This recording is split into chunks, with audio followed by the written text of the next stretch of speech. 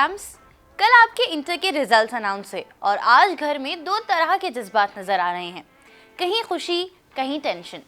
किसी के घर में मिठाई बच रही है तो कहीं किसी बच्चे ने खुद को कमरे में बंद कर लिया है।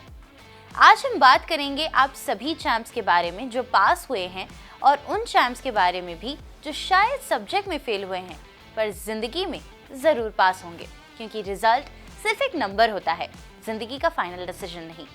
तो सवाल ये है, इंटर के बाद आगे क्या करें, और अगर फेल हो गए तो क्या सच में सब खत्म हो गया? ऐसा बिल्कुल नहीं है।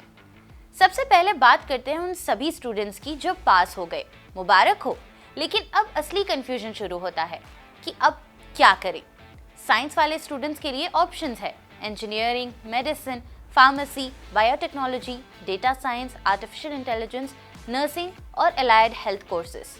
कॉमर्स स्टूडेंट्स के लिए BCom, CA, CS, CMA, BBA, banking, finance, digital marketing, business analytics. Arts और ह्यूमैनिटी स्टूडेंट्स के लिए BA, journalism, psychology, civil services preparation, law, social work, design और क्रिएटिव फील्ड्स। लेकिन सबसे ज़रूरी बात यह है, कोर्स ट्रेंड देखकर डिसीजन मत लीजिए। अगर सब इंजीनियरिंग कर रहे हैं इसका मतलब ये नहीं कि आपको भी वही करना है।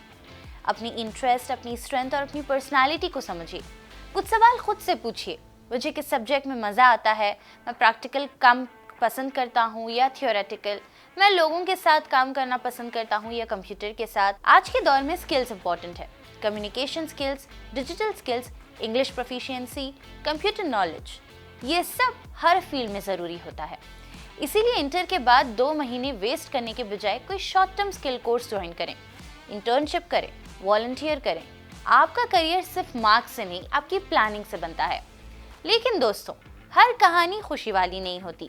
कई चैम्प्स इस बार फेल भी हुए हैं और ये वक्त आपके लिए सबसे ज़्यादा मुश्किल होता है। अगर आप फेल हुए हैं तो सबसे पहले ये समझ लीजिए आप फेलियर नहीं हैं। आप सिर्फ एक एग्ज़ाम में सक्सेसफुल नहीं हुए, बस इतनी सी बात है।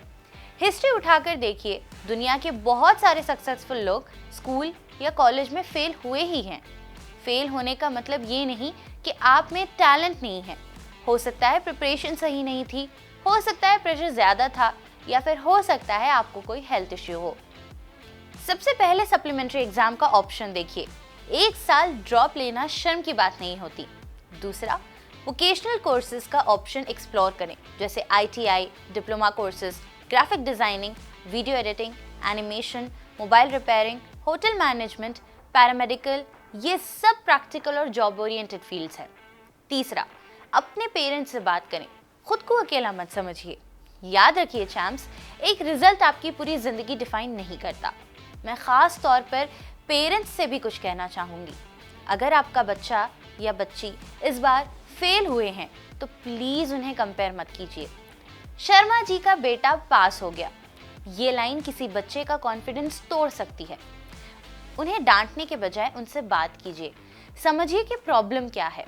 हर बच्चा अलग होता है, किसी का टैलेंट एकेडमिक्स में होता है, किसी का स्पोर्ट्स में, किसी का क्रिएटिविटी में।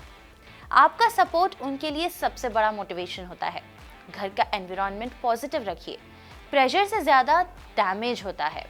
इस नहीं है जहाँ सबको एक ही स्पीड में भागना हो। कुछ लोग 18 साल में सक्सेस पा लेते हैं तो कुछ 25 में, कुछ लोग 35 में। इम्पॉर्टेंट ये है कि आप रुकते नहीं, आप गिरते हैं, सीखते हैं और फिर उठकर चलते हैं। तो चैम्प्स, इंटर का रिजल्ट एक माइलस्टोन है, डेस्टिनेशन नहीं। अगर आप पास हुए हैं तो वाइजली चूज कीजिए, अगर आप फेल हुए हैं तो हिम्मत मत हारिए। जिंदगी के एग्जाम में सिर्फ एक चीज़ मैटर करती है, आपका हौसला।